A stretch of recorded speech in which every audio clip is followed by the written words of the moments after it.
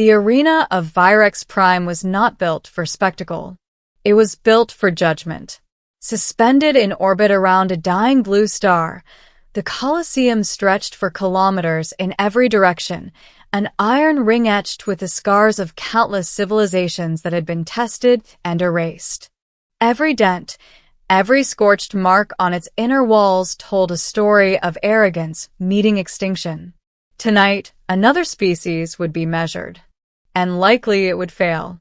The gathered delegates, beings of chitin, plasma, stone, and flesh, filled the observation tiers in a low, electric hum of anticipation.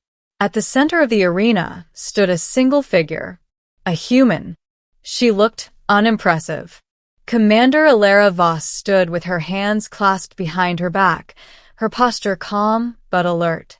She wore no armor, only a dark, form-fitted uniform bearing the insignia of the Terran Union. No visible weapons. No shielding. Just a woman. From the elevated throne platform, the High Arbitrator of the Cthar Dominion leaned forward.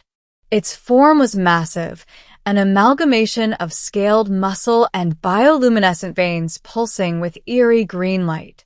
"You stand alone," it said, its voice resonating through the chamber like distant thunder.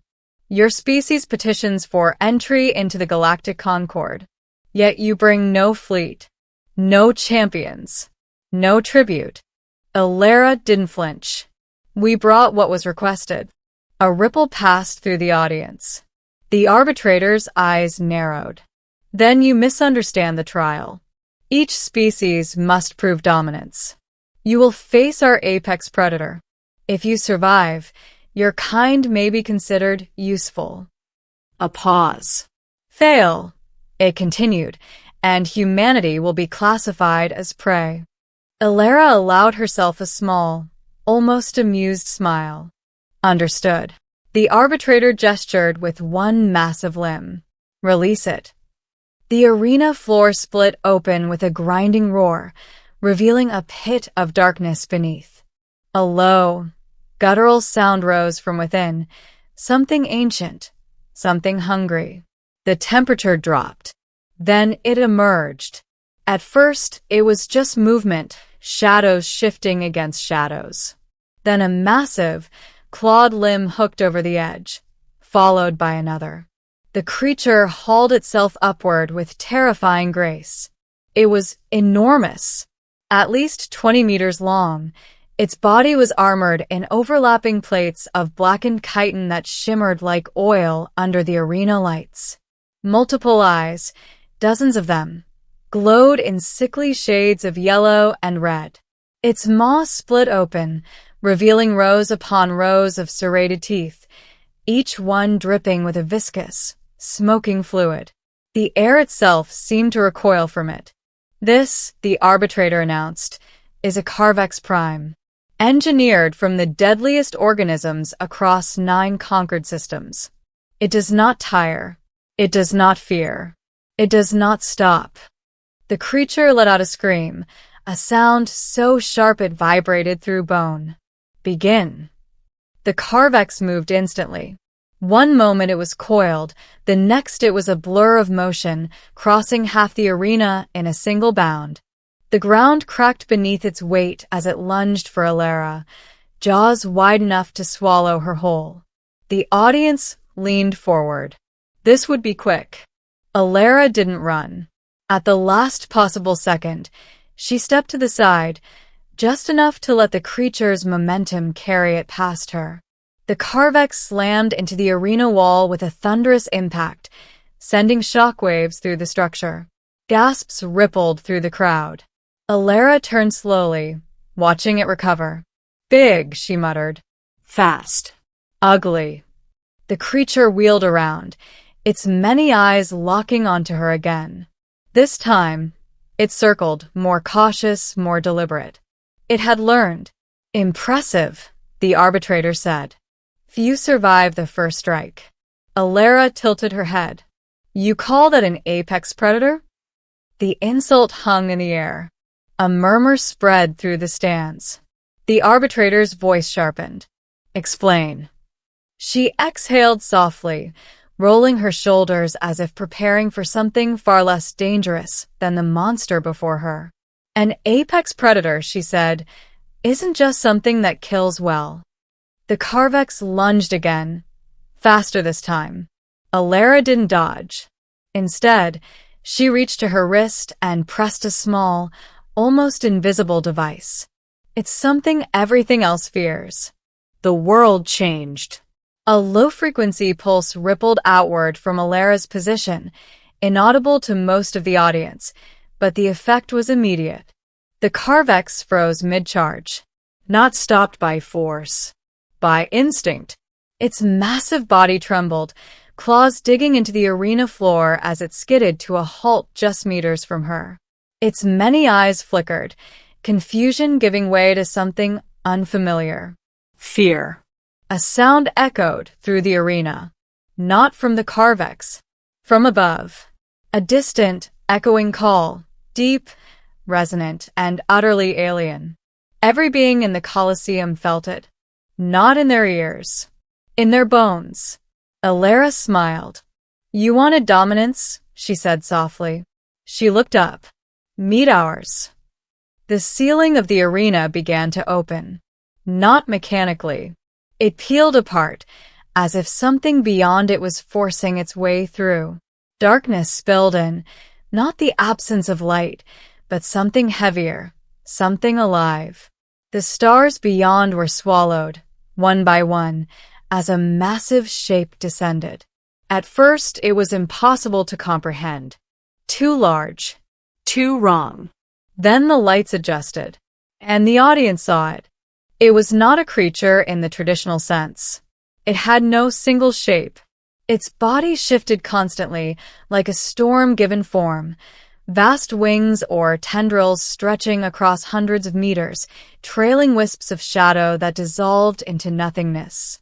Its surface flickered with patterns that defied perception, as if reality itself struggled to define it. At its center, something like a head turned and looked. The temperature dropped further. Several delegates collapsed instantly, their neural systems overwhelmed by the mere presence of the being. The Carvex let out a sound. Not a roar. A whimper. It began to back away, its massive form shrinking in on itself as it tried, desperately, to escape. Alara stood still. Calm. Unmoved. Easy, she said, her voice barely above a whisper. The entity responded, not with sound, with attention. It lowered itself, vast and incomprehensible, until it hovered just above the arena floor. The air warped around it, space bending like heat over a flame. The arbitrator struggled to speak. What is this? Alara glanced up, almost fondly. This, she said, is Nyx. Silence. Not the absence of noise, but the absence of certainty. Nyx shifted, its form coiling and uncoiling in slow, deliberate movements. Where it passed, the arena lights dimmed, as if unwilling to compete with its presence. The Carvex, once the undisputed terror of the Dominion, now cowered against the far wall. It tried to make itself smaller. It failed. Impossible, the arbitrator whispered. No species could control such a being. Alara's expression hardened slightly. We don't control her. Nyx's form rippled, a low, almost curious vibration passing through the air. She chose us. The Carvex made a final, desperate decision. With a scream, it lunged, not at Alara, but at the arena wall, attempting to tear its way out. It never made it. Nyx moved. Not quickly. Not violently. Just inevitably. A single tendril, if it could be called that, extended, brushing against the Carvex's armored form. The effect was immediate. The creature froze. Then, slowly, it began to unravel. Not physically. Conceptually. Its edges blurred, its massive body dissolving into fragments of shadow and light, as if it were being erased from existence, not killed, but undone. Within seconds, it was gone. No blood. No remains. Just absence. The arena was silent. No one moved. No one spoke. Even the arbitrator seemed unable to process what had just occurred. Alara took a slow breath. Your predator, she said, her voice steady, was designed to kill. She gestured lightly toward Nyx. Ours doesn't need to. Nyx shifted again, its attention drifting across the arena. Wherever it looked, beings flinched, their instincts screaming at them to flee. But we don't unleash her lightly, Alara continued. Because unlike your creation, she paused. She understands restraint. A long moment passed. Then the arbitrator spoke, its voice trembling despite its immense size. What do you want? Alara met its gaze. Recognition, she said simply. Not as prey, not as a curiosity. A beat. But as equals. Nyx loomed behind her, vast and unknowable. The message was clear. Refusal was not an option. The deliberation was brief. There was no debate, no dissent. When the arbitrator finally spoke again, its tone had changed entirely. The Terran Union, it, is hereby granted full membership in the Galactic Concord. A ripple of shock passed through the assembly.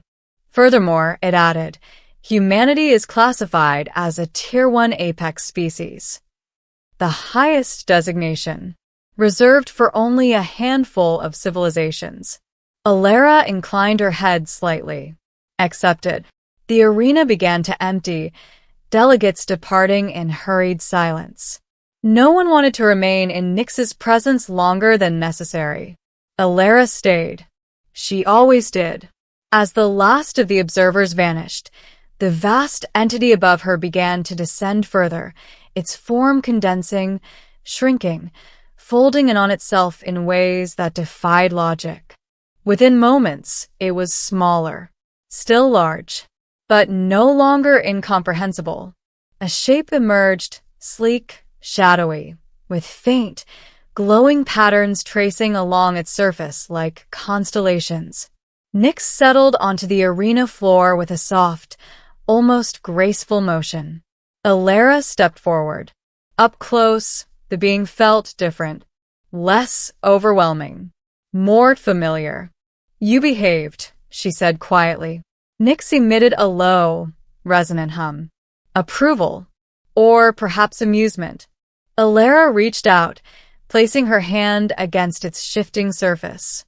It was cool to the touch, like polished stone under moonlight. Still scaring the galaxy, I see. Another hum. This one softer. Do you remember, Alara said after a moment, when they found you? Nyx's form stilled slightly. They thought you were a weapon, she continued. Something to be contained, studied, used. A faint ripple passed through the entity. But you weren't, she said. You were just alone. She smiled faintly. So were we. Years ago, humanity had stumbled upon Nyx at the edge of known space, a drifting anomaly that consumed anything that came too close. Ships, stations, entire fleets. The first instinct had been to destroy it, the second to understand it. What they discovered changed everything. Nyx wasn't mindless. It wasn't even hostile. It was curious, lonely. And when humanity reached out, not with weapons but with signals, with patterns, with attempts at communication, it responded. We didn't tame you, Alara said softly. Nyx shifted, its form curling slightly around her, not restraining, not threatening, protective. We made a choice, she continued. And so did you. She looked up at it. Today, we showed them what that choice means. Nyx's form pulsed gently, a soft glow emanating from within. A question. Alara chuckled. No, she said. We're not going to erase the Concord. A pause. Not unless they give us a reason. The arena lights flickered back to full strength as the station systems regained stability.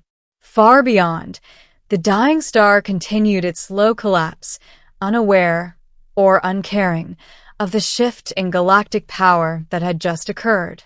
Humanity was no longer being judged. It had passed. Alara turned toward the exit, gesturing lightly. "Come on," she said. Nyx flowed beside her, its form stretching and reshaping to fit through the massive corridors. Together they walked, not as master and weapon, but as partners. And across the galaxy, the story began to spread of the day a species arrived with nothing, faced an unstoppable monster, and answered not with fear, but with something far worse. They had unleashed their apex predator, and the human had called for hers. The corridors of Virex Prime stretched endlessly ahead, illuminated by cold, artificial light. Yet wherever Nyx passed, that light bent, softened, as if reality itself acknowledged her presence.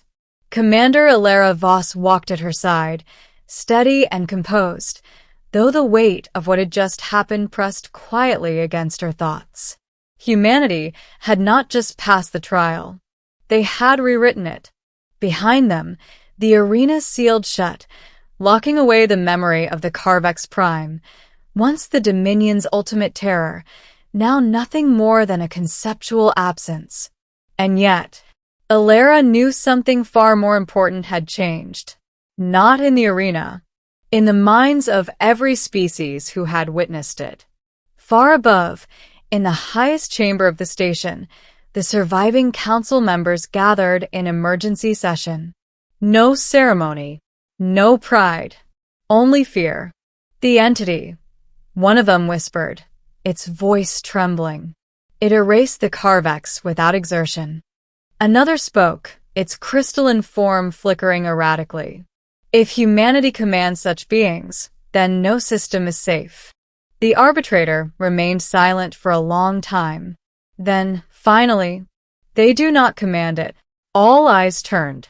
The massive ruler's bioluminescent veins dimmed as it spoke again. That is what should concern you. Back in the docking sector, human vessels, modest compared to the war fleets of other species, waited patiently. No weapons primed. No shields raised.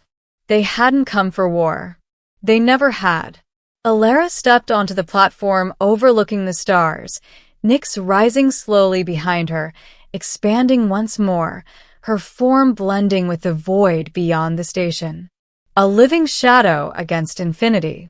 "You can stretch," Alara said softly. "No one's watching now." Nyx responded instantly. Her form unfolded like a cosmic bloom, vast wings or tendrils reaching into space, brushing against the fabric of reality itself. Stars dimmed where she passed, not extinguished, but acknowledged. Like candles beside a storm. Alara folded her arms, watching quietly. "You held back," she said. A pause. Then a soft pulse of light. "Yes, I know." A transmission request blinked into existence on her wrist console. Priority, Galactic Concord. Alara accepted. The arbitrator appeared, its enormous form compressed into a holographic projection. Even now it seemed smaller than before. Not physically, but in presence. "Commander Alara Voss," it said. "There are additional terms to discuss." Alara raised an eyebrow slightly. "Already?" "You misunderstand," the arbitrator replied. "This is not negotiation." A pause. "It is caution." Alara said nothing. The arbitrator continued. "The Concord has faced many threats. Empires, swarms, machines, entities from beyond our understanding." Its gaze flickered briefly toward Nyx, who drifted silently in the background. "But never," it added, "has a species formed a bond with something like that." Alara's voice was calm. "You're wondering if we're a threat?" "Yes. She smiled faintly. You should be. The arbitrator stiffened, but Alara raised a hand slightly. Relax, she said. If we wanted to dominate the galaxy, we wouldn't have come here asking for membership. A beat. We came because we believe in something better. Nyx pulsed faintly behind her. Agreement. The chamber fell silent again. Then the arbitrator asked the only question that truly mattered. Why does it stay with you? Alara turned, looking up at Nyx, not as one might look at a weapon, but at a friend. 4. Because we didn't treat her like a monster, Alara said quietly. She was alone, afraid in her own way. Everything she touched disappeared, so everything ran. Nyx's form dimmed slightly, as if remembering. We didn't run, Alara continued. We stayed. We listened. A soft pulse of light. She learned us, Alara said. And we learned her. The arbitrator absorbed this in silence. Then, slowly, that makes your species unique. Alara shook her head. No, she said. It makes us responsible. The transmission ended. No threats. No warnings. Because none were needed anymore. Hours later, the Terran fleet departed Virex Prime. No escort. No resistance. Just open space ahead of them. Nyx moved alongside the ships. Not within them. Not contained. But present. A silent guardian drifting through the void, her immense form phasing in and out of perception. To outside observers, it looked like a piece of night itself had chosen to travel with humanity. And across the galaxy, reactions spread like wildfire. Some civilizations fortified their borders. Some attempted to open diplomatic channels immediately. Some simply went silent. But all of them agreed on one thing. Humanity had changed the balance of power. Not through conquest, but through connection. On the bridge of her ship, Alara stood alone, watching the stars stretch into lines as they prepared for jump. Set course for home, she said. Aye, Commander. She hesitated. Then, quietly, Nyx. The stars outside flickered. A presence answered. 4. We did good today, Alara said. A warm, resonant pulse filled the ship. Not sound, not words, but understanding. Alara smiled. Yeah, she whispered. I think so too. The fleet jumped. Stars vanished. And in their place, a new chapter began.